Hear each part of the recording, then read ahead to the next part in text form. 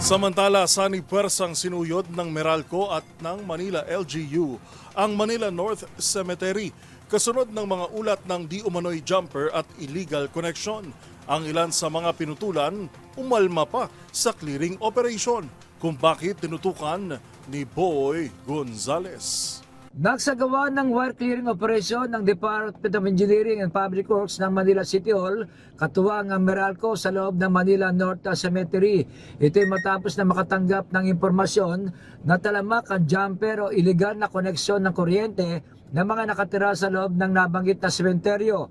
Tinarget ng operasyon ang kahaba ng 2nd Street, bawat kalye, musileo at mga bahay na nakatirik sa loob ng sementeryo ay sinuyod ng mga tauhan ng Meralco kasama ang puwersa ng Manila Police District. Dito ay pinagpuputol at kinumpiska ang mga kawad ng kuryente na iligal ang pagkakakabit saka binigyan ng babala ang mga gumawa nito.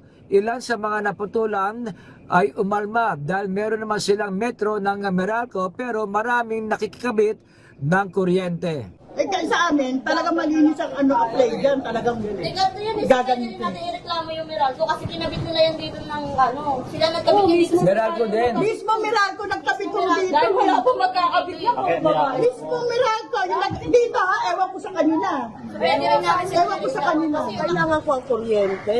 Paano na ho yan? Wala nang kuryente. Eh di pag hinika ako, tuloy-tuloy na ako matutsugi.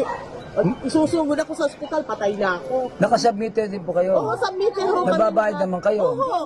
Ang bayad ho Ano namin sabi sa po ng isang taga buwan. Meralco? Eh, wala daw silang kasi yung nagpa-submitter, isang lang daw po yung isang lang daw. Matatandaan nitong nakalipas na araw ay sunod-sunod ang sinagawang clearing at cleaning operation sa Manila North Cemetery kung saan hinakot ang mga nakaharang sa daanan maging ang ilang videoke machine na itinago sa loob ng musileo na ginawang tahanan.